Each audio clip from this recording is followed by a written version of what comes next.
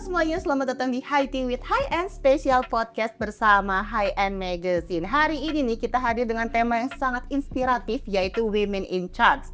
Dan tentunya kita juga akan ngobrol-ngobrol bareng dua wanita yang luar biasa, yang kiprah dan juga semangatnya patut dijadikan inspirasi untuk banyak orang. Yang pertama, kita sudah kedatangan seorang pemimpin perempuan yang sudah tidak asing lagi. Beliau adalah Executive Chairwoman MNC Group, Ibu Liliana Tanusudibio. Halo Ibu, apa kabar? Luar biasa. Luar biasa, puji Tuhan ya. Dan yang kedua, ada sosok inspiratif di dunia bisnis perhiasan, founder dari NJS Gold, Ibu Naomi Julia Sugiarto. Halo Ibu, bagaimana kabar Ibu? Baik, Baik, terima semangat kasih. Ibu ya, luar biasa Bu.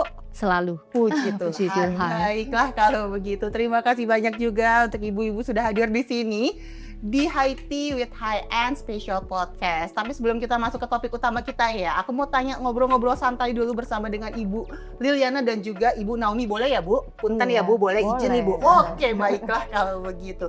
Bu, ini kan mengenai women in charge ya Bu ya. Tapi yang namanya perempuan itu pasti kan orang-orang taunya perempuan itu sibuknya apa sih? Urus anak, urus suami, ya nggak Bu? Urus bantuin anak ini, bikin PR, masak kayak gitu-gitu. Nah, aku penasaran nih kalau untuk Ibu Liliana sendiri dan juga Ibu Naomi ya, mungkin dari Ibu Liliana dulu nih. Bu, kalau lagi nggak ngapa-ngapain di rumah, santai-santai atau ada waktu luang tuh, biasanya ada nggak sih kegiatan atau hobi favorit yang suka Ibu lakukan? Biasanya kalau saya nggak ngapa-ngapain di rumah, paling saya baca buku. Saya suka baca buku, suka nulis gitu aja. Oh, Ibu memang suka hobi Baca, nulis. nulis. Ya, terus Bu, ini kan belakangan ini yang seperti kita ketahui juga Ibu baru saja dikaruniai 2 orang cucu yang cantik-cantik ya Bu ya, dari Ibu Jessica dan juga Valen, dan juga akan menyusul lagi nih selanjutnya dari Ibu Clarissa. Gimana Bu perasaannya bermain dengan cucu lagi, kan anak-anak sudah dewasa, terus aduh main lagi nih cucu-cucu kecil-kecil. Oh, senang banget. Seru Terutama ya, ya kalau kita hari Sabtu itu selalu kan kita punya ada apartemen yang satu building dengan anak-anak. Jadi, nah di situ kalau setiap Sabtu Minggu gitu kita main-main, Kumpul bersama bersama. bareng cucu-cucu ya Bu ya, rame lagi berarti Rame ya Bu lagi. ya. Waduh, rame lagi, baik.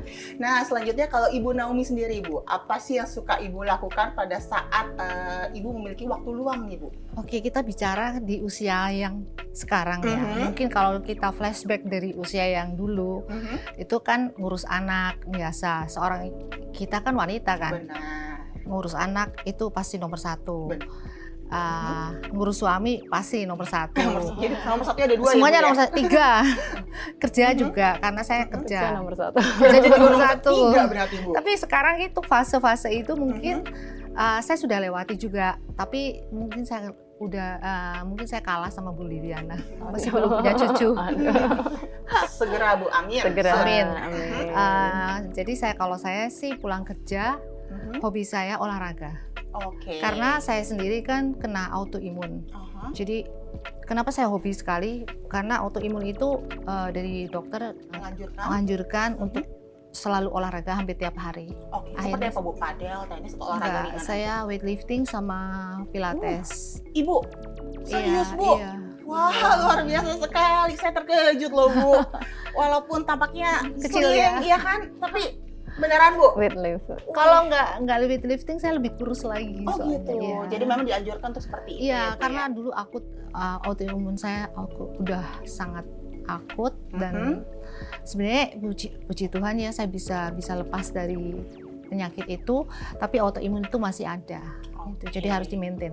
Oke, baiklah. Tapi itu suatu hal cara juga untuk mengisi waktu luang yang baik ya, dengan berolahraga. Baiklah Bu, sesuai dengan tema kita hari ini kan Women in Charge ya Bu ya. Berarti kan kita akan berbicara mengenai kepemimpinan seorang wanita nih Bu.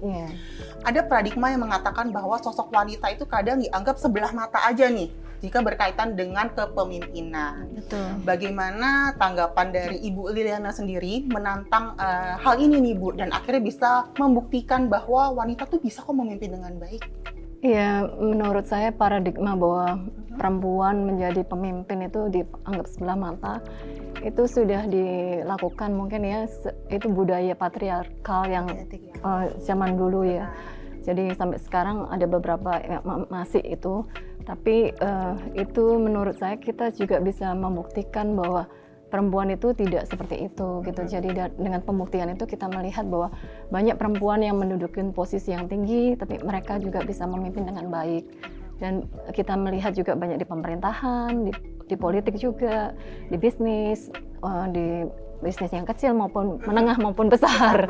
Semuanya itu banyak didominasi sama perempuan. Jadi menurut saya itu sangat luar biasa sih, perempuan sudah bisa memimpin. Jadi tidak boleh memandang perempuan dengan sebelah mata ya. Sudah Bu, bukan zamannya lagi. Benar sekali, apalagi ke pemirsa di rumah nih ya, pasti juga banyak sebenarnya hal-hal simpel, hal-hal kecil tuh banyak banget loh. Kalau perempuan itu mempunyai power yang luar biasa. Contohnya ya Bu ya, kalau di rumah nih anaknya nakal, mamanya kadang cuma melotot aja Bu, anak langsung lari ya kan Bu. Gitu ya. Atau minta tolong sama Kayaknya nggak semua deh. juga. Oh nggak semuanya ya Bu ya. Jadi ada juga beda yang anak beda treatment. beda anak beda treatment. Jadi mamanya harus agak nari Bali gitu katanya. Oke. Nah kalau Ibu Naomi sendiri nih Bu, bagaimana sih pandangan Ibu jika melihat wanita yang dipandang sebelah mata dan dianggap tidak bisa memimpin nih? Bagaimana juga Ibu menyikapinya? Sebenarnya bukan masalah pemimpin atau tidak ya. Pada saat kita terjun ke satu bisnis, biasanya memang seharusnya tidak boleh seperti itu. Seharusnya equal. Tapi saya sendiri mengalami dalam kehidupan saya, yang dimana industri itu biasanya laki-laki, dan itu hampir 100% laki-laki. Begitu saya masuk, juga di usia waktu itu saya 40-an, itu terasa sekali benar-benar mereka tidak memandang ya. Apalagi postur saya kecil kan, jadi lebih tidak dipandang lagi. Dan saya merasakan sekali dan karena saya harus berbisnis itu benar-benar saya sendiri. Jadi kita harus survive jauh lebih berat daripada laki-laki. Jadi kalau laki-laki itu mungkin nilai 6 aja sudah diakui bagus gitu ya. Kita harus lari ke 8. Jadi knowledge ataupun cara berpikir kita harus kita harus menunjukkan gitu ya. Bukan menunjukkan sih sebenarnya, pada saat kita meeting, pada saat bersama-sama mereka, jangan pernah kita itu berkecil hati. Jadi apa yang ada di dalam pikiran kita, knowledge kita ataupun pandangan-pandangan kita berikan aja, keluarkan. Gitu ya, Bu, ya? Jadi mereka nggak, oh ya ternyata perempuan nggak gitu juga gitu loh. Dilihat oleh orang-orang selama ini ya Bu ya, bahwa wanita tuh juga bisa bersuara, mengeluarkan pendapat, dan tentu saja pasti banyak juga wanita-wanita yang mengeluarkan pendapat dan juga ide-ide cemerlang ya Bu ya. Iya. Dan tentunya bisa berhasil juga. Oke, nah selanjutnya nih Bu, sebagai seorang istri maupun ibu tentu sudah tidak mudah ya Bu ya, itu menjadi sosok yang harus ada di rumah, lalu juga memiliki sebuah perusahaan yang harus diurus nih Bu. Menjadi seorang businesswoman yang sukses dan juga menginspirasi. Nah, ada nggak sih hal yang menjadi pengorbanan Ibu Liliana sehingga itu Ibu bisa sampai di titik ini Bu? Apa nih Bu pengorbanan? Penasaran kan pasti. Ini salah satu tips dan trik nih Bu. Apa nih pengorbanan? Pengorbanan sih banyak ya. Karena kalau kita sebagai istri dan tentunya sebagai ibu ya. Pada saat kita memposisikan, dulu saya tidak bekerja pada saat anak-anak masih kecil, jadi kita fokus ke anak terus. Jadi dengan anak-anak sudah menjadi besar itu baru saya bekerja. Pada saat anak-anak masih kecil saya juga nggak pernah mengambil suster gitu loh. Jadi saya punya 5 take over sendiri ya, Bu? Iya, pegang sendiri Bu? Iya, 5 anak tanpa suster. Ya. Jadi hebat. yang terakhir deh, yang anak yang kelima yang cowok itu baru punya suster, tapi nggak maksudnya nggak full time gitu, nggak full time, karena pada saat itu mestinya suster itu untuk my father-in-law gitu yang sakit, tapi my father-in-law nggak mau. Akhirnya ya udah diambil jadi ngurusin anakku yang kecil gitu. Tadinya enggak gitu, jadi ya seperti itu. Tapi kalau untuk sebagai istri ya kita harus mendukung suami ya. Suami bekerja, kita harus dukung. Jadi kita harus tahu suami kita itu bekerjanya seperti apa gitu. Jadi banyak istri yang tidak tahu suaminya kerja apa loh. Itu bahaya. Ayo, gimana itu? Curhatan-curhatan banyak wanita tuh Bu. Iya. Bisa kerja apa sih sebenarnya Bu? Itu nggak boleh. Kita harus tahu suami kita itu kerja apa gitu loh. Jadi supaya kita bisa mendampingi dia gitu. Dimanapun. Bersyukurnya suami saya itu selalu melibatkan saya gitu loh. Jadi kalau ada acara event kantor atau apa gitu saya selalu dilibatkan. Jadi saya tahu persis suami saya itu kerjanya seperti apa gitu. Ya, sekali jadi memang contoh yang baik sekali ya, ini pemirsa Seperti harus itu. dan patut diikuti. Jadi komunikasi dan keterbukaan itu penting ya Bu ya, dalam hubungan suami dan istri. Jadi kalau kita lihat di sini mungkin pengorbanannya adalah dulu mungkin ibu lebih menahan keinginan ibu untuk berkarya ya Bu ya, Oh karena iya, harus kalau mengurus anak-anak. iya pada saat kalau pengorbanannya ya pastinya pada saat itu anaknya sudah 4 terus 5 itu kan gimana ya, kita punya potensi diri, potensi kita mau kita kembangin kan nggak mungkin Iya. karena menjaga anak-anak itu. Jadi sekarang ini waktu. nunggu waktu yang tepat. Benar. Jadi mungkin Waktu yang bukan tepat. istilahnya lebih tepatnya itu bukan dikorbankan, Bukan. tapi lebih ditunda ya Bu Iya. ya, sampai menemukan waktu yang tepat gitu Tepat. Bu. Oke, nah kalau untuk Ibu Naomi sendiri nih Bu, sebagai seorang pemimpin perempuan, ada nggak sih Bu bentuk pengorbanan yang paling besar yang pernah Ibu lakukan hingga Ibu tuh bisa berada di titik seperti saat ini? Kalau saya mungkin sedikit beda ya. Jadi dari awal memang saya harus bekerja. Memang harus bekerja. Jadi bukan satu kebetulan saya memang harus lebih produktif daripada suami saya. Oke. Jadi tapi saya orangnya sangat perfeksionis untuk anak. Dan kita juga keluarga suami saya itu masih tradisional seperti Bu Liliana itu. Cuma saya tetap ada suster, cuman tetap saya yang pegang. Hanya kalau saya kerja, untung saya berusaha untuk kerja sendiri gitu loh, walaupun itu dari zero gitu ya, dari nol. Jadi anak itu saya bawa dari bayi ke kantor. Ada saksinya, masih ada saksinya nih. Jadi kadang-kadang saya bawa ke kantor, terus saya bawa ke tempat, karena kantor itu juga rumah orang tua saya. Jadi ya udah saya taruh di ranjang gitu, saya urus kerjaan, nanti pulang ikut saya kayak gitu. Sampai saya kan kebetulan saya juga dulu saya kan di Jakarta sekolah, pulang, menikah, akhirnya saya kayak orang bingung juga gitu loh. Kalau di Jawa Tengah itu kan kalau udah sore kita mau ngapain gitu kan. Akhirnya saya juga malah punya kesempatan lain untuk mengajar. Di situ saya bisa mengajar anak saya juga. Jadi fokus sekali ke mereka, benar-benar fokus. Sebenarnya prioritas saya tetap mereka, tapi saya harus kerja. Tetap saya harus kerja. Saya tidak bisa mengandalkan siapapun, saya harus kerja. Sampai di satu titik sekarang ya lebih longgar. Kalau dulu kayak orang dikejar setan gitu loh. Setiap hari saya harus benar-benar waktu itu harus saya atur untuk mereka ya. Begitu pulang 1 jam belajar. Saya cowok ya satu, untung anak saya 2, kalau anak saya 5 gimana? Ibu Liliana ada 5. Dan saya nggak suka pakai guru les dan lain sebagainya, enggak gitu loh. Saya memang concern ke anak sekali. Berarti kalau bisa dilihat itu dari sini ceritanya Ibu Naomi itu lebih ke pengorbanan tuh lebih ke waktu untuk diri sendiri berarti ya Bu? Iya, benar-benar sama semuanya sekali itu dibawa, digather bersama, dibawa bahkan anak-anak dibawa ke tempat kerja seperti itu ya Bu ya? Iya. Oke. Kalau saya nganter les, terus semua ngajari kan lebih baik karena 5 itu benar. ya, jadi nganter les. Benar. Itu Ngajari. PR yang tadi yang saya bilang ya Bu ya di awal. Iya, harus sabar gitu kan. Benar. Kadang-kadang kalau udah agak nggak sabar, ya udah mending pakai guru les ya daripada kalau saya nggak sabar, sayanya nangis, dianya nangis. daripada kita kalau udah nggak bisa ya sudah pakai guru les aja. Iya sih. Tapi pernah nggak sih Bu, kita ini ngobrol santai ya Bu ya, pernah nggak kalau misalnya diingat-ingat lagi dulu tuh Ibu bener-bener ngerasa kayak aduh capek banget ini ngurus anak ini susah banget gitu, pernah nggak sih Bu? Nah kalau yang kita lihat karena Ibu Liliana itu kan sosok wanita yang tangguh ya Bu ya, jadi saya penasaran Ibu, karena saya anak satu aja saya kadang suka kayak aduh ya Tuhan ulangan lagi, PR lagi, aduh project lagi gitu Bu. Nah kalau Ibu dulu pernah nggak sih kayak aduh nih anak gitu Bu? Kalau saya sih enggak ya, maksudnya gimana ya, kalau kita melihat anak kita nilainya nggak bagus itu saya yang harus merasa aduh saya kok gagal gitu loh ya, jadi kenapa saya nggak ngajarin dengan benar gitu loh. Jadi seperti itu. Jadi menurut saya kalau ngeluh sih enggak sih, saya nggak ngeluh karena saya tahu itu memang kewajiban saya.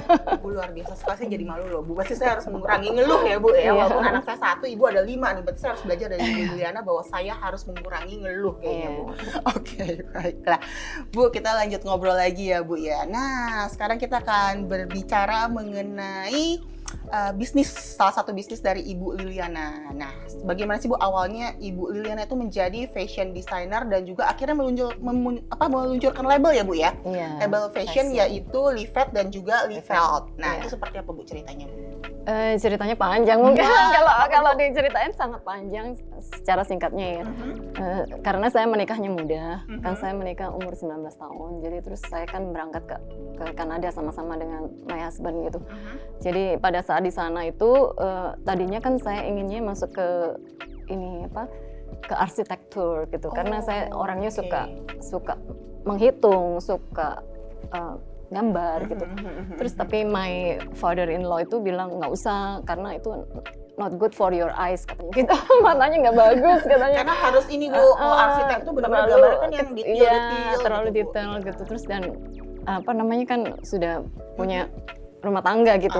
Terus akhirnya saya ambil fashion design di sana gitu di Kanada. Jadi pada saat saya udah ngambil fashion design, makanya saya melanjutkan karena memang saya suka gambar gitu. Saya suka gambar, memang suka fashion juga sih dasarnya. Jadi dari situ saya meluncurkan 2 label baru, brand baru. Jadi brand Livet itu untuk tenun, fashion tenun. Jadi karena kita melihat kain-kain di Indonesia itu sangat luar biasa. Nah itu jadi saya memodifikasi untuk membuat gaun untuk fashion gitu. Jadi berbeda dengan hanya kebaya gitu. Jadi lebih modern. Benar. Sedangkan Livelt sendiri itu brand tas yang mana secara internasional saya ingin memposisikan itu dia bersaing dengan brand-brand yang di atas gitu seperti Chanel, Hermes gitu. Jadi itu sangat menurut saya benar-benar harus turun dan memastikan bahwa kualitasnya sangat bagus.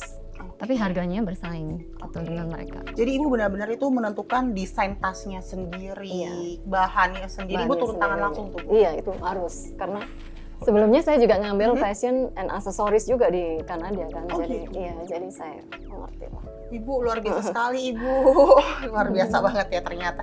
Baiklah, nah selanjutnya nih kalau misalnya kita berbicara mengenai usaha ya Bu ya, pasti kan ada dong kesulitan nggak mungkin lempeng kayak jalan tol. Jalan tol aja kadang ada bolong-bolongnya ya Bu, ada gerajukannya gitu Bu. Nah ada nggak sih kesulitan yang Ibu alami selama ini tuh Bu? Terus bagaimana cara Ibu untuk melaluinya?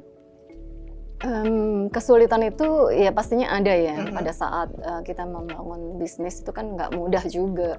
Pada saat brand kita baru kan orang nggak mengenal brand kita.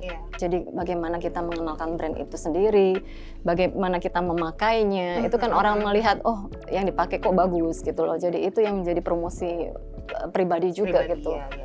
Jadi dari situ, nah itu yang saya lalui gitu. Jadi apa yang saya kenakan itu orang nanya itu apa ya gitu. Jadi kayak gitu. Jadi seperti itulah. Jadi lebih ke struggle di awalnya ya Bu, ya harus benar-benar semuanya Ibu lakukan turun tangan sendiri, lakukan semuanya sendiri. Yang tadinya saya suka brand yang lain, tapi jadi harus mencintai brand sendiri. Oke. Nah kalau untuk Ibu Naomi sendiri nih Bu, mungkin bisa dong Bu sekilas diceritakan tentang awal mula turning point hingga Ibu tuh mendirikan NJS Gold ini. Karena kan sebelum tadi Ibu sempat cerita ya Bu ya, ada usaha keluarga juga ya yang di rumah mama, anak sampai dibawa ke sana. Oh iya, sebelumnya saya berusaha pertama distributor perhiasan.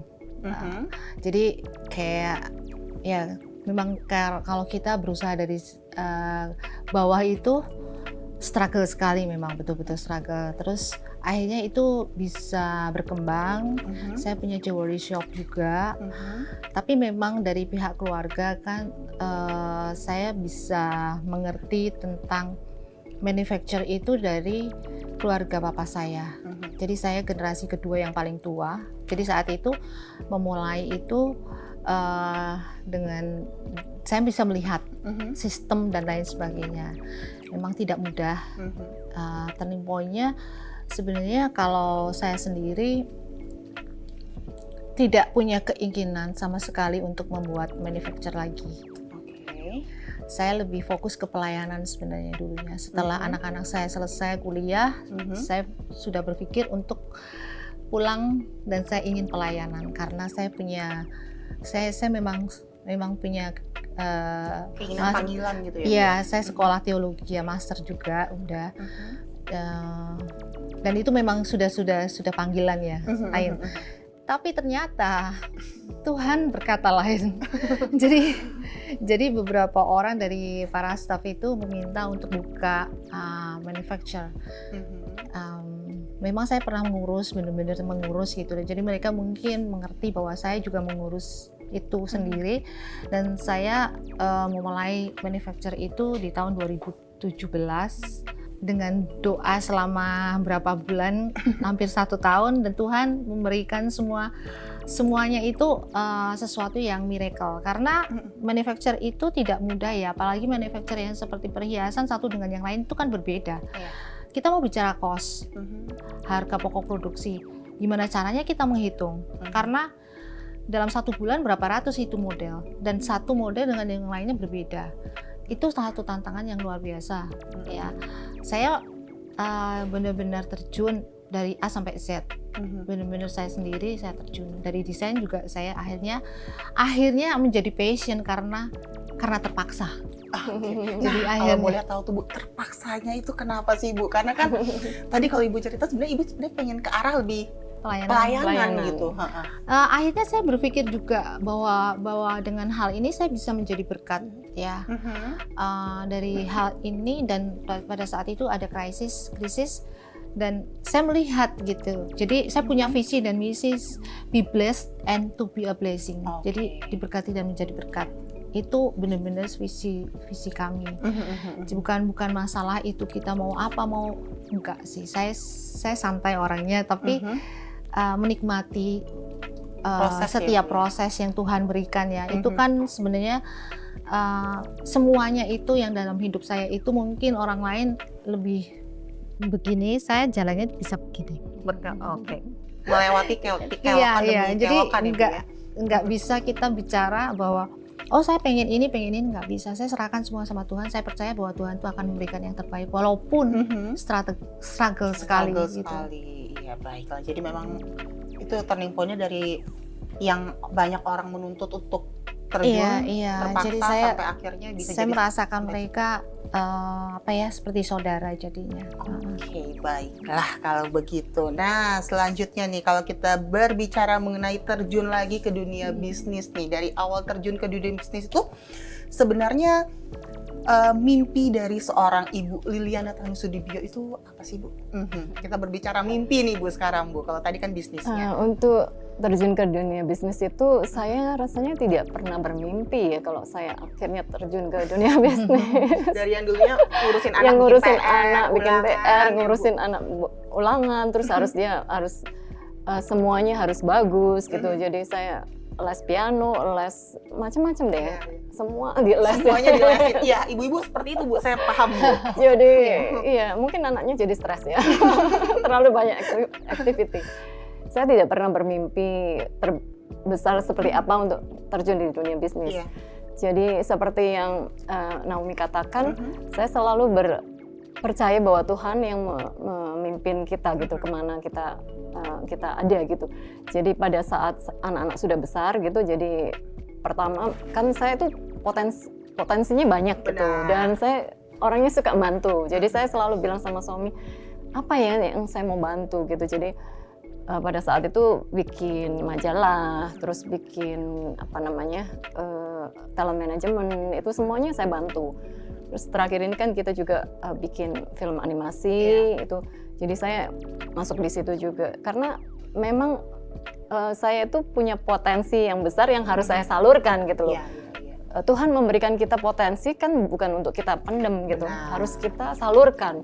Nah, dengan kita menyalurkan potensi itu, kita bisa membuat memberkati banyak orang gitu, karena kita juga bisa memberikan ilmu kita, kita bisa mengajarin dengan sesuatu yang kita miliki gitu, kita bisa share itu ke orang-orang share juga, gitu ya.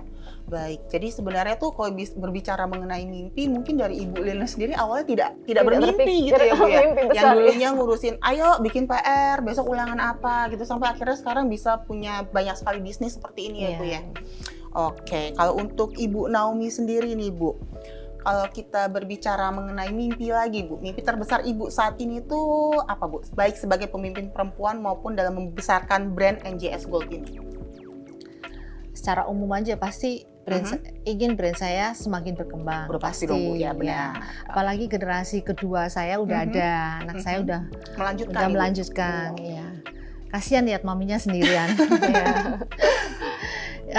Kalau untuk saya sendiri sih mungkin seperti ibu-ibu yang lain ya, ingin melihat anaknya hidup bahagia.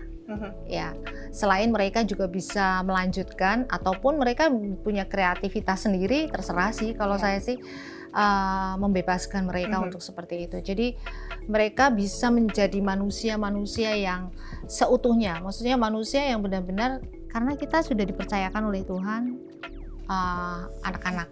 Jadi itu pertanggungjawaban kita di hadapan Tuhan.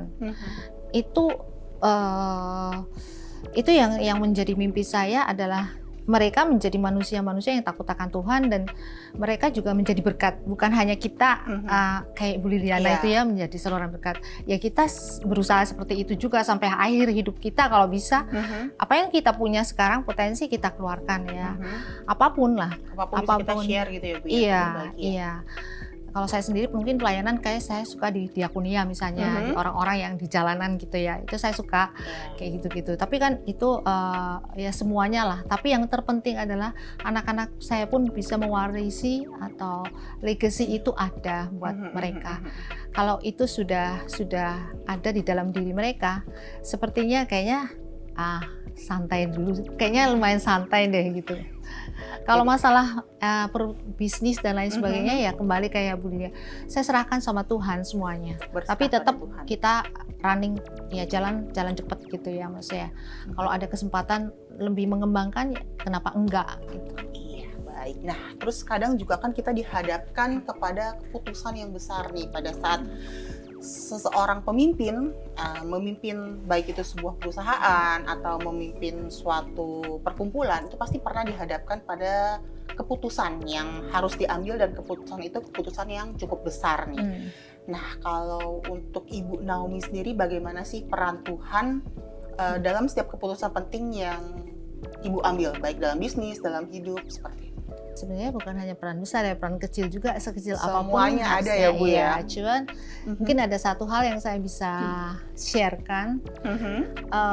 Di saat terkadang kan di saat kita meeting gitu ya, kan kita punya manajer, kita meeting bersama gitu.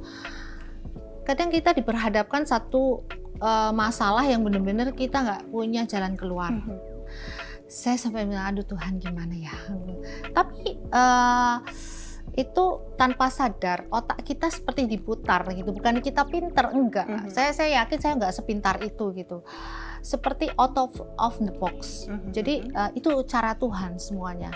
Nah di situ saya mengambil keputusan, oh ya kita putar strategi, kita putar planning kita. Nah di saat setelah waktu saya bicara seperti itu, seperti bukan saya, setelah saya keluar dari ruangan itu, puji Tuhan sekali saya bisa seperti itu, bukan saya. Nah jadi keputusan sebesar apapun sekecil apapun harus melibatkan Tuhan. Jadi memang semuanya berserah pada Tuhan Ibu. Karena ya? Tuhan yang memberikan semuanya. Iya. Benar, baik.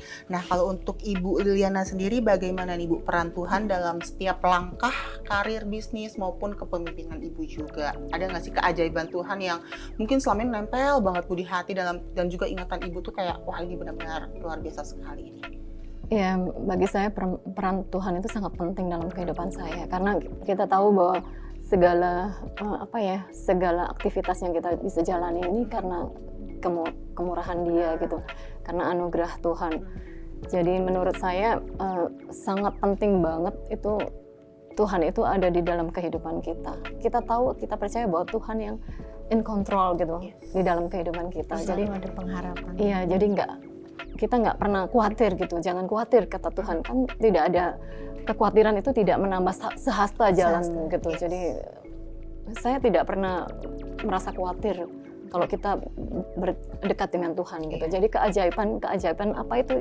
Banyak. Misalnya banyak sekali, dari kita bangun tidur, kita menghirup udara, itu kan sebuah keajaiban. Kita hidup, kita bisa melihat anak-anak sudah dewasa, melihat cucu-cucu, itu bersyukur banget. Itu semua keajaiban yang saya alami gitu, dan banyak hal yang kecil-kecil itu adalah keajaiban Tuhan.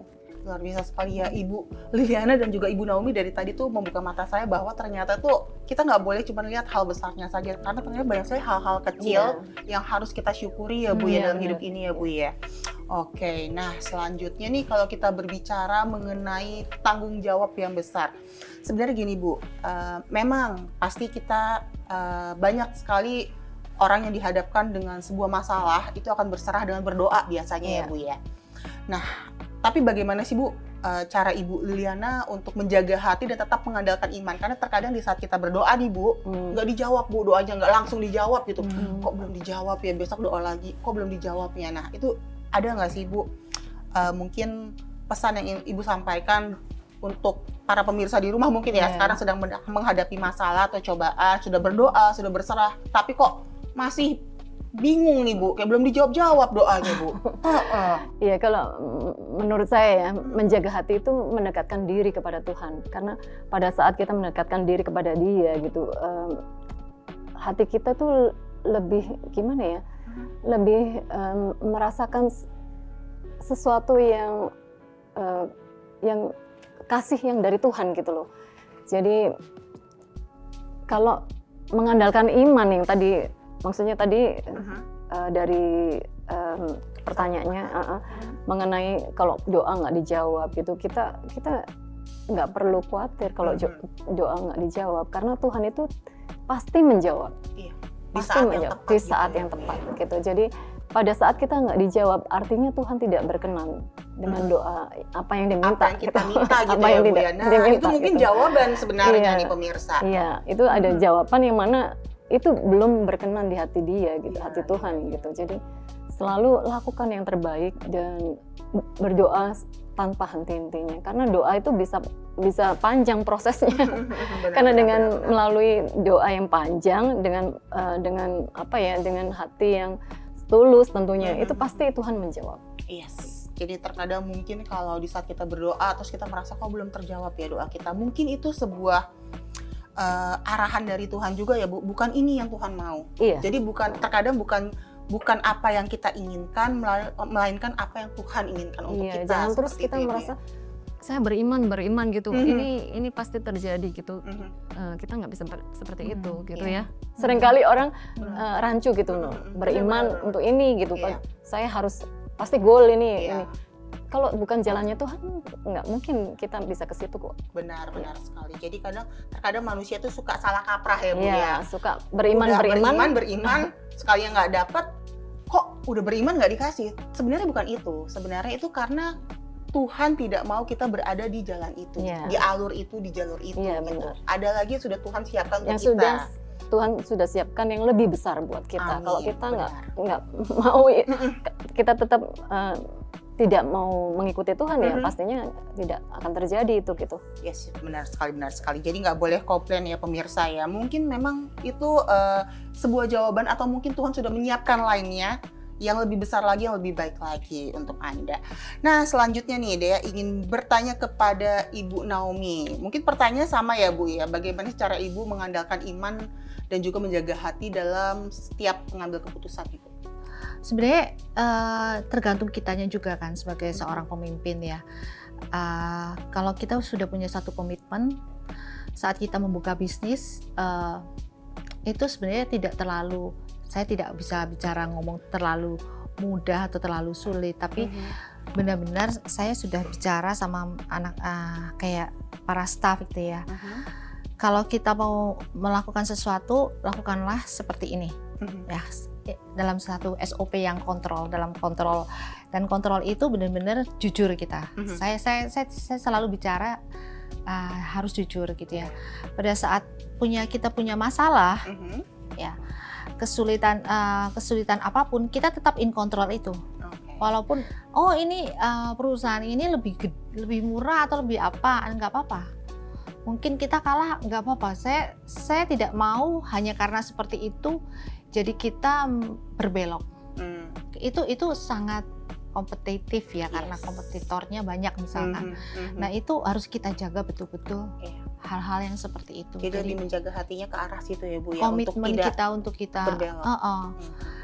Kalau kita berbelok sama aja dong. Buat apa saya menjadi seorang pebisnis tapi tidak bisa menjadi berkat. Dari situlah saya selalu berani menaruh, kayak mempertaruhkan bahwa quality kita bagus misalnya. Saya bicara tentang product knowledge misalnya, itu benar-benar saya lakukan itu. Tapi pada saat tertentu kalau kita ada tantangan, ya kita terus ada di jalan yang sama gitu loh. Memang nggak mudah. Iya. Kadang-kadang kita mengalami loss gitu ya, loss di bidang finansial itu kan buat seorang pemimpin itu berat. Benar. Apalagi saya sendirian misalnya. Nah tapi saya selalu bicara sama Tuhan. Itu punya Tuhan, bukan punya saya kan. Kalau memang harus dikembalikan pada Tuhan maka akan kembali seperti itu ya Bu ya. Jadi lebih benar-benar legowo. Benar, legowo. Oke, karena kita sama-sama orang Jawa ya. Tadi saya mau nyebut legowo, takutnya pada bingung nanti Bu. Legowo, oke. Ikhlas. Ya, baik. Nah, sekarang kita akan throwback sedikit nih ya. Kita mengenang masa kecil. Kalau untuk Ibu Liliana sendiri nih Bu ya, kalau misalnya kita bisa mengenang masa kecil Ibu dulu, ada nggak sih yang ingin Ibu katakan kepada your younger self? Apakah juga Ibu ingin tetap menjadi sosok yang seperti sekarang nih Bu? Atau Ibu ingin berubah cita-citanya Bu? Enggak deh, saya tetap ingin menjadi sosok yang sekarang. Karena itu sudah pemberian Tuhan ya. Jadi kita tahu bahwa kita sejak kecil kan, sejak dari kandungan ibumu, engkau kurenda. Jadi kita tahu bahwa Tuhan sudah memberikan plan yang terbaik untuk kita. Jadi siapapun kita pada saat kita masih kecil, mungkin kita pemalu saat itu. Saya harus bicara pada pada sosok saya yang dulu, jangan jadi anak pemalu yang tidak, maksudnya yang terlalu dibatasin gitu. Jadi harus berani keluar, harus berani melakukan hal-hal yang lebih besar gitu. Jadi segala sesuatu, mimpi yang tadi bicara tentang mimpi apapun. Kalau misalnya dulu cita-citanya seperti mau menjadi apa? Kalau dulu saya bicaranya cita-citanya ingin menjadi orang yang berguna gitu ya.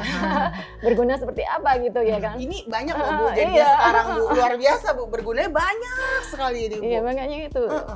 Kalau cita-citanya menjadi orang yang berguna, gimana caranya untuk jadi berguna itu? Kan harus melakukan kan, harus move on gitu, jangan cuma hanya a dream, it's only a dream. Jangan bermimpi tapi juga bertindak ya Bu ya. Lakukan gitu. Jadi itu yang dibicarakan dengan my younger self.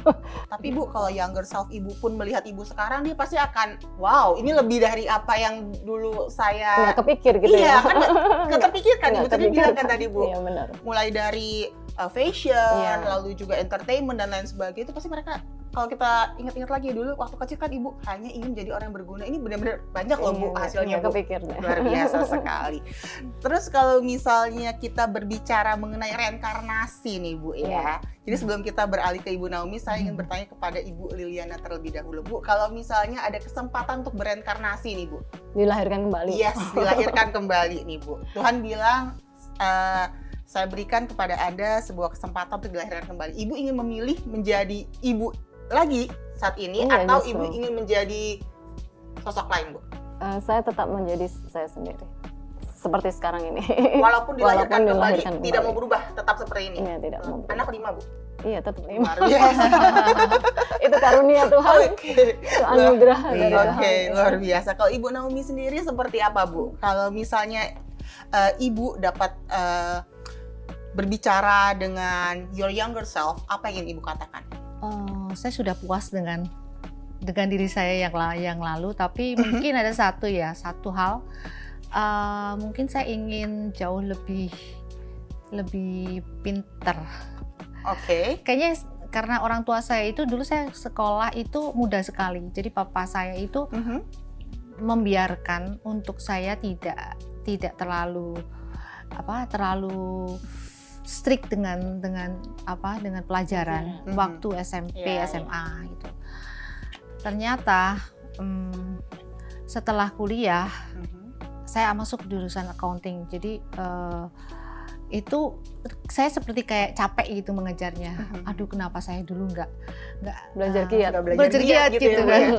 Dan bukan hanya itu, mungkin ada banyak hal yang bisa saya lebih capai dari hal-hal yang sekarang ini. Kalau dulu lebih serius saya lagi. lebih serius lagi. Akhirnya kan saya menjadi balas dendam nih ke anak. Jadi anak sering saya kasih tahu untuk saya berikan satu karakter untuk di saat usia 0 sampai 12 tahun, tanggung jawab mereka salah satu adalah pendidikan, kayak gitu. Jadi mereka benar-benar, walaupun saya lepas, mereka bertanggung jawab juga. Tapi itu balas dendam yang positif ya Bu ya. Balas dendam yang baik dan positif. Kalau tadi kan saya sudah bertanya kepada Ibu Liliana, apa sih yang Ibu inginkan apabila Ibu diberikan kesempatan untuk bereinkarnasi atau hidup kembali nih Bu? Apa nih kalau untuk Ibu Naomi? Sama jawabannya. Sama. Kok luar biasa banget ya ibu-ibu. Karena saya percaya bahwa Tuhan itu sudah memberikan yang terbaik buat saya. Oke. Berarti ingin kembali seperti Secapek Ibu yang saat apapun. ini. Bu, tapi dulu Ibu cerita loh Bu, kerja itu bawa anak, gendong anak, sampai ngelesin anak. Itu mau diulang lagi Bu? Gak apa-apa, karena itu sesuatu yang apa ya, buat saya kepuasan ya, bisa bonding sama anak. Luar biasa sekali. Jadi memang anak saya yang sebel. Jadi anaknya kalau saya tanya kira-kira jawabannya apa ya Bu ya? Apabila Lucu diberikan jawabannya, reinkarnasi? lucu jawabannya dia kalau sama saya. Dia cerita sama temennya, nggak ada kan mami-mami yang kayak gitu katanya. Setiap hari saya harus berhadapan dengan mama saya gitu. Terus kamu jadi pinter? Biasa aja katanya. Malah stres ya. Karena banyak disuruh Karena banyak dijejelin. Iya, dijejelin benar. Nggak ngeles sih, saya sendiri yang ngelesin. Gitu ya. Yang ngajarin. Oh, yang ngajarin. Iya, yang ngajarin. Mungkin kalau misalnya dilesin sama guru yang lain nggak stres sekali, tapi banyak gitu Bu. Bisa nggak tuh Bu kira-kira? Enggak sih, malah dia suka karena saya bisa tahu dua karakter ini beda banget. Satu yang pendiam, satu kalau saya ngajar, saya bicara, dia naik sepeda. Bisa lari-lari, bisa apa, tapi dia bisa ngerti. Jadi dia terus anak ini kemana gitu kan? Terus anak ini kemana? Di kamar mandi dia. Kamu bisa jawab? Nggak bisa, mami bisa katanya. Tapi di kamar mandi. Tapi anaknya tetap bisa menangkap semua, bisa menyerap semua ya Bu ya? Dulunya kan saya berpikir itu anak kedua kan. Yang anak pertama kan sangat pendiam. Iya. Jadi saya interaksinya gampang. Begitu anak kedua, nih Tuhan kasih apa lagi nih gitu ya. Kalau itu dia bisa putar-putar sendiri, sayanya yang pusing. Ternyata memang cara anak itu 5 lebih parah lagi. Berbeda. Saya juga berbeda. Gimana tuh Bu kalau 5 Bu? Coba kita kembali ke Ibu Liliana ya Bu. Seperti apa Bu? 5 anak dengan 5 karakter yang berbeda-beda pastinya. Iya, pastinya berbeda. Karena kita tadi seperti dia bilang, kalau dikerlingin mata ngerti gitu. Kan nggak semua anak itu. Ada satu mungkin iya, satu ngerti, tapi yang lain nggak ngerti. Oh gitu. Jadi harus beda-beda Bu triknya. Jadi beda-beda. Kita harus menyesuaikan juga. Apalagi sekarang udah besar-besar gini ya, kita kalau mau ketemu anak, rasanya kita harus appointment sama anak loh. Iya, kitanya yang lucu juga ya. Kita yang meminta-minta. Jadi kita harus appointment. Mama ke situ ya. Loh, mama jangan ini, pokoknya harus ini apa? Mama ngomong dulu dong kalau mau ke sini gitu. Jadi maksudnya nggak boleh langsung tuh udah sekarang mau ke situ langsung ke situ gitu. Nggak boleh, harus ngomong dulu. Kita mau ke sini gitu. Jam berapa gitu. Kalau dia lagi ngapain gitu, nanti aja nanti gitu.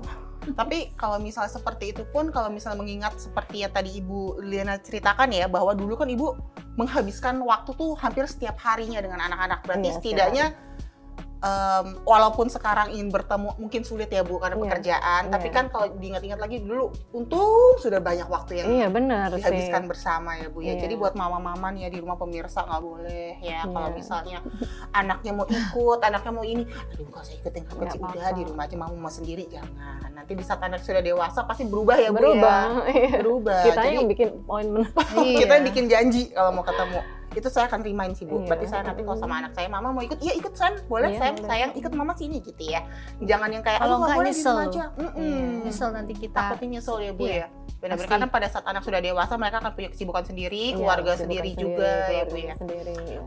Oke, baiklah. Nah, selanjutnya nih, kita akan berbicara mengenai rasa cukup dan bersyukur. Kalau untuk Ibu Naomi sendiri ya Bu ya, di titik dalam kehidupan Ibu, apa sih yang benar-benar Ibu itu merasa, oh cukup ini, dan Ibu benar-benar bersyukur akan hal ini? Kalau buat saya di setiap fase dalam kehidupan saya itu merupakan satu ucapan syukur, walaupun dalam kondisi saya paling bawah pun saya akan bersyukur, saya terus bersyukur, dan itu sudah saya lewati. Jadi di turning point yang mana ya, setiap saat dalam kehidupan kita harus mengucap syukur karena ya itu semua Tuhan yang memberikan kondisi apapun. Benar. Ya. Jadi setiap fase kehidupan tuh selalu disertai dengan rasa cukup dan Iya. bersyukur ya Bu Iya. ya. Lalu kalau kita berbicara mengenai momentum yang paling berkesan nih Bu, untuk menjadi sebuah pembelajaran di sepanjang karir ya. Kalau seperti yang kita ketahui bahwa Ibu Liliana ini memiliki banyak sekali bisnis dan tentunya jenjang karirnya tuh juga sudah panjang nih Bu. Apa sih Bu momentum yang paling berkesan ataupun yang mungkin layak ya Bu untuk Ibu bagikan dan juga untuk Ibu share kepada para pemirsa di rumah nih yang bisa menjadi pembelajaran nih Bu? Kalau berbicara mengenai momentum, kita tahu bahwa dorongan itu sesuatu yang ada dua dorongan sih dalam kehidupan saya itu ya. Yes. Dorongan secara rohani, momentum secara rohani, dan momentum secara natural gitu. Dimana kalau dorongan secara rohani itu pada saat dimana saya pribadi berjumpa dengan Tuhan. Itu yang perjumpaan itu adalah membuat turning point dimana kita itu cara berpikirnya berubah, kebiasaannya berubah, segala sesuatunya berubah. Yeah. Karena dengan kita mengandalkan Tuhan benar-benar itu cara kita berpikir diubah gitu loh. Dari tadinya yang berpikirnya negatif tentunya, sekarang kita paling tidak kita bisa mengarahnya selalu ke positif Melihat gitu. sisi positifnya Iya, juga gitu ya. jadi Bu, nggak pernah kita ngejudge. Biasanya kan kita suka ngejudge orang Iya. gitu, ngejudge orang ini, gini, itu. Tapi sekarang kita bisa memposisikan diri di mana kita sebagai orang tersebut gitu loh. Jadi itu yang membuat saya, menurut saya, momentum di mana rohani saya dibentuk gitu loh. Kalau secara natural itu banyak sekali momentum yang saya dorongan-dorongan yang saya dapatkan gitu.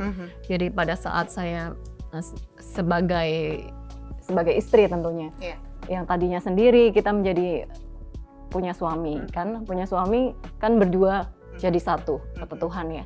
Jadi bukan berarti berdua berjalan bersamaan aja, tapi harus satu visi kan, satu visi, satu arah, yang satu jatuh kita bangkitkan, yang satu jatuh kita naikkan gitu. Jadi kita saling melengkapi gitu, tidak boleh saling meninggalkan, karena visi Tuhan itu begitu. Jadi pada saat kita berdua jadi satu, pernikahan, dalam satu pernikahan itu kita harus satu visi. Bukan berarti kita harus sama, maksudnya benar-benar kita itu identical orang, enggak. Sifatnya beda pasti. Mungkin saya bukan sama mengikuti ya Bu ya, tapi beriringan ya Bu ya, bersama-sama. Bersama-sama mempunyai tujuan yang sama. Karena pada saat satunya mungkin melenceng kemana, kita harus ingetin untuk balik lagi gitu. Jadi sebagai istri tentunya kita harus banyak doa ya. Itu doa ya paling penting dan sangat besar kuasanya doa itu. Doa istri apalagi ya Bu ya? Ya, doa. Makanya kalau suami-suami jangan sampai jangan sampai apa nih, istrinya tidak berdoa. Jadi jangan sampai istri tidak berdoa. Iya. Supaya Jadi, istrinya harus berdoa gitu, baik. supaya semuanya berjalan lancar gitu ya. Jadi karena doa istri ya Bu ya. iya, jadi momentum itu banyak sekali dalam kehidupan secara natural pada saat kita melahirkan anak gitu.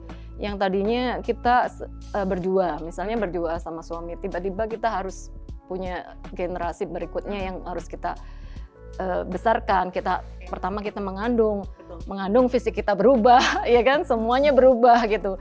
Cara iya. Saya langsung kayak berasa, iya benar sekali itu. Bukan fisik aja, mental kita juga kita harus benar-benar mempersiapkan gitu. Jadi semuanya sih menurut saya momentum seperti itu sangat luar biasa untuk pendewasaan diri gitu.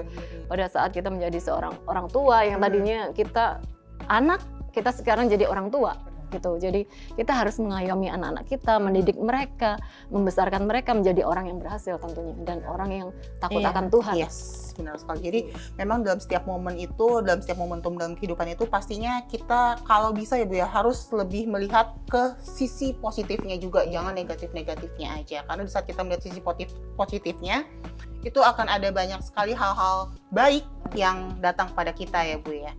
Oke, nah sekarang kita berbicara mengenai peran nih. Kalau kita berbicara mengenai peran wanita tuh banyak sekali Bu, benar nggak sih Bu? Benar tadi sudah kita katakan. Ya, itu dia yang tadi Ibu bilang juga kan, sebagai seorang istri, sebagai seorang ibu, sebagai seorang pemimpin perusahaan. Nah, kalau misalnya saya boleh bertanya nih Bu, apa sih peran yang paling membuat Ibu bangga nih Bu? Wah, saya bangga banget sama peran itu, apa Bu? Nah, kalau saya ada dua soalnya Bu, antara istri sama ibu. Saya bingung nih mau yang mana Bu. Gitu ya. Nah, kalau Ibu bagaimana? Kalau menurut saya peran yang membuat kita bangga itu pada saat kita kita dapat menjadi sosok yang dapat berarti bagi orang di sekeliling kita, gitu. Jadi entah itu sebagai istri atau sebagai ibu atau itu sebagai pemimpin, kita harus menjadi orang yang bisa memberikan dampak yang positif, memberikan sesuatu yang berguna gitu. Yang tadi saya cita-cita menjadi orang yang berguna. Jadi ya itu, jadi segala sesuatu yang kita peran yang kita mainkan itu ya itu menjadi orang yang bisa berguna dan memblessing gitu, menjadi berkat ya, bagi banyak orang gitu. Jadi mau itu istri, ibu ataupun pemimpin, asalkan itu bisa menjadi berkat bagi untuk banyak orang lain. Iya, gitu ya. berkat bagi suami, berkat bagi anak, berkat bagi orang lain. Oke. Nah, kalau untuk Ibu Naomi seperti apa Bu? Apakah jawabannya akan sama lagi seperti Ibu Liliana? Ini kayak ujian ya Bu ya? Iya. Kayak ujian, jawabannya Bu. hampir sama juga Hampir ya. sama juga. Cuma kalau semuanya sama sih, hanya mungkin kalau anak jauh lebih berarti karena fase di mana anak itu saya memulai itu sangat unik ya. Maksudnya langsung berhadapan setiap hari, setiap waktu, dan seperti kayak eksperimen gitu loh. Nah, pada saat mereka sudah mulai ini, saya kan mulai memimpin perusahaan. Ya, saya sudah mulai memimpin, tapi waktu itu tidak terlalu besar. Maksudnya kecil, cuma beberapa staff. Dari anak itu saya banyak belajar. Dari pendidikan ke anak, dari melihat sifat anak, saya bisa belajar untuk menjadi seorang ibu, menjadi seorang pemimpin wanita. Karena pemimpin wanita itu unik juga. Berarti kalau dari sisi Ibu Naomi itu empatinya ada. Ibu ya Bu ya. Peran seorang ibu yang membuat Ibu bangga gitu ya Bu ya. Iya. Oke, baiklah. Nah, sekarang nih kalau misalnya kita kembali lagi ya berbicara mengenai momen nih, aku penasaran banget nih pemirsa nih. Dia penasaran banget nih. Ada nggak sih satu momen sederhana tapi tuh kayak membahagiakan banget yang baru-baru ini Ibu alami untuk Ibu Naomi? Saya selalu bahagia. Positif sekali loh, ini luar biasa loh ini. Bu, ini adalah Walaupun pelajaran kadang untuk stres saya kerjaan, ini. tapi enggak, mungkin kembali lagi ke anak. Kalau saya sih kembali lagi ke anak, yang paling ini ke saya itu perhatian mereka. Kayak tadi Bu Liliana tuh bicara tentang kalau mereka sudah dewasa itu untuk janjian aja susah kan. Nah, tapi ternyata kalau anak saya yang satu belum menikah, satu udah menikah.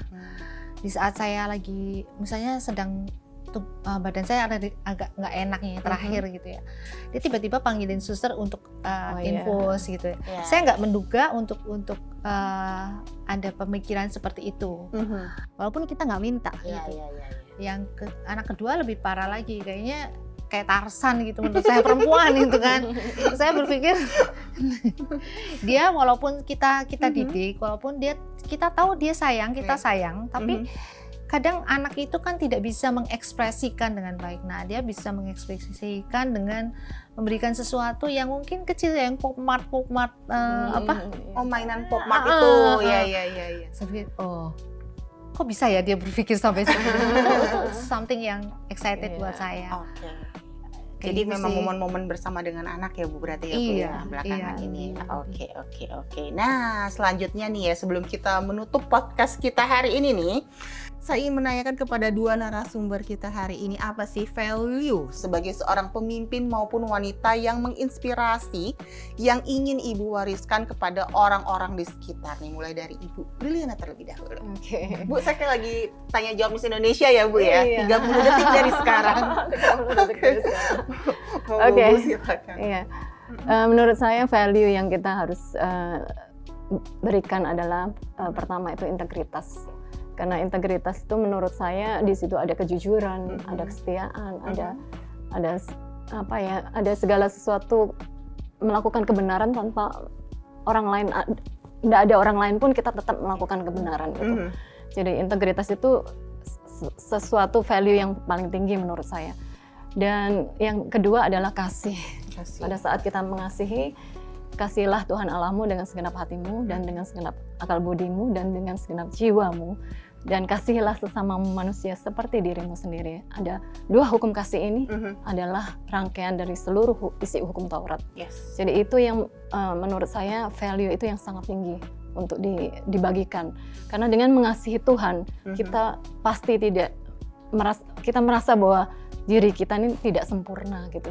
Kita menempatkan diri benar-benar submit kepada Tuhan gitu. Jadi kita merasa bahwa hidup ini harus benar-benar dipimpin oleh Dia dan harus mengikuti kehendaknya. Dan pada saat kita mengasihi manusia seperti diri kita sendiri, tentunya kita tidak berbuat sesuatu yang jahat kepada orang lain. Tentunya kita mau membangun orang lain, mau memberikan contoh dan teladan pada orang lain gitu. Jadi menurut saya itu sangat-sangat penting untuk menjadi value kehidupan kita. Dan yang terakhir adalah satu keberanian. Kalau seorang pemimpin harus mempunyai keberanian, courage. Pada saat kita mempunyai courage, punya keberanian, kita tidak pernah bisa, maksudnya tidak pernah takut untuk melangkah. Untuk mencoba juga untuk mencoba. Apapun itu kita harus melangkah dengan iman tentunya. Pada saat kita melangkah dengan iman, pastinya apapun yang terjadi, kita berserah kepada Tuhan gitu. Luar biasa menurut saya itu. Jadi ada 3 poin dari Ibu Briliana ya Bu ya. Ada integritas, ada kasih, dan juga yang terakhir ada keberanian atau courage. Nah, kalau dari Ibu Naomi sendiri Bu, apa nih Bu yang ingin Ibu bagikan kepada orang-orang di sekitar Ibu? Value apa? Value sebagai seorang pemimpin wanita ya. Untuk menginspirasi, kayaknya sudah dijawab semua. Dijawab, cuma ada mungkin saya lebih ke perempuan, ya lebih ke perempuan. Jadi seorang pemimpin perempuan itu ya kembali lagi, kalau saya pribadi balik lagi ke saya punya visi menjadi berkat dan diberkati itu kan. Sepertinya di dalamnya itu yang tadi dikatakan harus ada integritas, kita bisa berani, bisa mensupport orang lain dan lain-lain. Tapi tetap perempuan, seorang pemimpin perempuan tetap perempuan. Disitulah yang saya ingin sampaikan bahwa kodrat kita perempuan, dimanapun apapun, ia tetap menghargai laki-laki. Respect terhadap laki-laki itu suami itu harus ada. Dan tanggung jawab kita sebagai seorang perempuan tetap ada, walaupun kita seorang pemimpin. Jadi jangan menjadi seorang pemimpin yang kadang-kadang kan kalau perempuan kayak kadang-kadang gimana sekali gitu ya kadang-kadang. Saya nggak tapi kita nggak perlu seperti itu, tidak boleh seperti itu. Tetap apa yang Tuhan katakan, kita harus menghormati suami, tunduk kepada suami, suami mengasihi istri, harusnya seperti itu ya. Tapi kita nggak bisa bicara memang itu balance. Yang pasti kitanya yang penting sebagai seorang perempuan. Jadi respect itu nomor 1 ya Bu ya? Iya. Respect nomor 1. Lalu? Dan saya percaya setiap perempuan itu strong, kuat gitu ya. Tuhan sudah jadikan kita untuk kita menjadi penopang laki-laki. Kita bukan seseorang yang lemah, enggak. Tetap kita adalah seorang yang kuat, tapi tetap dengan kodrat perempuan. Mungkin itu aja. Oke, baiklah. Nah, itu dia tadi pemirsa ya, luar biasa sekali, yaitu value-value kehidupan yang mungkin bisa diterapkan, diserap. Jangan hanya diserap aja ya Bu ya, tapi harus diterapkan juga ya Bu ya. Kalau diserap aja nanti lupa. Tapi kalau bisa sudah diserap dan diterapkan, tentunya pasti akan menjadikan banyak sekali lagi hal-hal positif di sekitar kita dan menghasilkan hal-hal yang baik juga. Baiklah, sudah sampai kita di akhir acara. Tentunya juga saya ingin mengucapkan banyak sekali terima kasih untuk Ibu Liliana dan juga Ibu Naomi yang sudah menyempatkan waktunya untuk hadir di sini untuk berbincang-bincang bersama dengan kami di sini. Terima kasih Ibu. Terima kasih, dan tentunya juga kami berharap semoga obrolan hari ini tuh bisa menjadi pengingat bagi kita semua bahwa menjadi perempuan itu adalah tentang keberanian pastinya, tentang kasih dan juga tentang keyakinan.